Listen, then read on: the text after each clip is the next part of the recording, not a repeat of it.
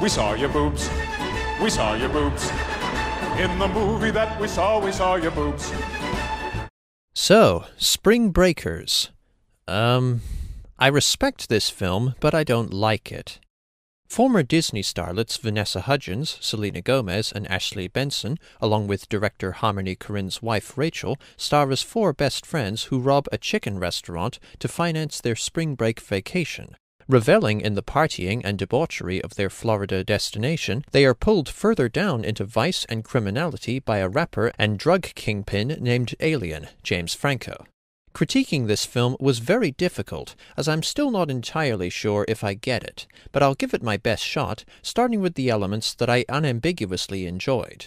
The acting is solid all round, especially from the alluring Hudgens and Franco, who is both dangerous and ludicrous as a violent criminal with the mind of a spoilt child. I really like the cinematography, which has a vibrantly colored, gaudy, and gleaming aura befitting of the film's sense of hyperreality and warped perception, and is also reminiscent of the color scheme in Grand Theft Auto Vice City. The film has some great, powerful moments, including Alien serenading the girls with a Britney Spears song set to a montage of the girls causing havoc, which finally made the film click for me. I didn't even mind the repetitive structure much. I must also say that while I was faintly repulsed by what I was seeing, I found it all compulsively watchable and intriguing, which makes the film an irksome success. Spring Breakers has two major themes beyond the loss of innocence. They are finding yourself and the dangers of hubris. The girls desperately want to attend spring break not only to let loose and have fun, but to liberate themselves from their dull, routine existence at home. Ironically, their need for escapism has led them to an experience just as empty, despite the veneer of excitement, and though they wanted to find themselves at spring break, they were initially just assimilated into the crowd as another bunch of partiers. But there's nothing wrong with that for a little while. While I don't partake in these activities, the film depicts spring break as a short time when students can get drunk, do drugs, have sex, party, and have a bit of rebellious fun before going back to college. But Spring Breakers shows what may happen when such short-term hedonism is taken too far. The girls are arrested for drug possession, but are bailed out by Alien, who takes them under his wing in a half-hostage, half-smitten relationship.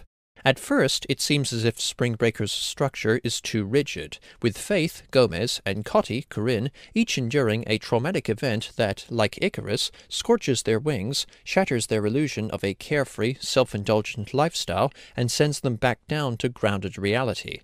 Faith goes home because she is distressed about having gone to jail and being forced to interact with the slimy Alien and his friends, and Cotty eventually goes home after getting shot in the arm during a drive-by shooting. But Candy, Hudgens, and Brittany, Benson, and, until that aforementioned shooting, Cotty as well, have no such inhibitions or any kind of reality check for them. They want spring break to last forever, with spring break forever being the catchphrase or mantra of the film, and are willing to throw their lives away and embrace Alien's criminal lifestyle to make it so. As such, the film's narrative surprises the audience by discarding the pattern we expected to see continue. But this subversion is still cleverly foreshadowed by a religious instructor at Faith's Bible group, saying that whenever you face temptation, God will give you a way out. Faith and Cotty found a way out through unfortunate circumstance, but Candy and Brittany, intoxicated by the perverse thrill of their relationship with Alien, ignore any and all such wake-up calls. They did end up finding themselves at spring break, but an erotic, gleefully sadistic self completely disconnected from the normal, moral, legal world. And unlike Icarus, they keep flying toward the sun, blazing all the way in a dark and thoroughly weird action climax. Spring Breakers is an engrossing character study of four girls and their fall from grace. As you probably already know if you watch my channel, character studies are my favorite type of movie, so given the engaging narrative and striking style, why don't I like Spring Breakers? Even though it presents a fairly compelling journey for the characters themselves, with the big exception of Alien, aren't very well defined. I couldn't even remember the names of Hudgens and Benson's characters until I looked them up for the review. The girls are portrayed with broad strokes, making Alien, again, the most nuanced, layered character in the film, but share templates. Faith is the odd one out from the beginning as the nice, more responsible, and religious member of the group, but Candy, Brittany, and Cotty are all the adventurous, slutty one. The characters are thus rather simplistic and uninspired. Spring Breakers does surpass its weak characters, but there are many better character studies with more developed, fleshed-out characters. Behind the camera, director Harmony Korine seems rather sleazy in how much he objectifies and fetishizes his female leads. I have nothing against nudity and sexuality in film, nothing at all, but when Harmony Korine does it in this film, it's only titillating for so long before it becomes somewhat uncomfortable. I think that the main reason I don't like Spring Breakers is that it simply doesn't interest me. Though I was basically invested in what was going on, I still very badly wanted every single character, except Faith, to die.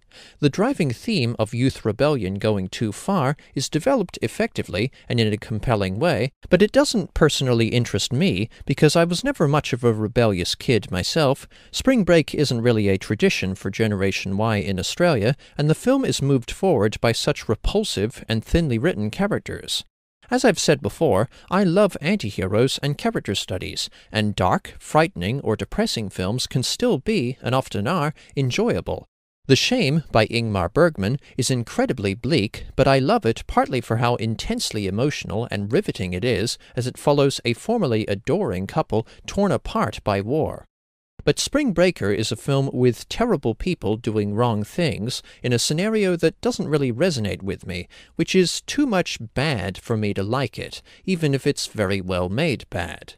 So, despite its flimsy characters and lecherous camera, Spring Breakers is a good movie that I couldn't bring myself to like. Perhaps you'll feel differently, as my friend Greg and Movie Bob from The Escapist already have.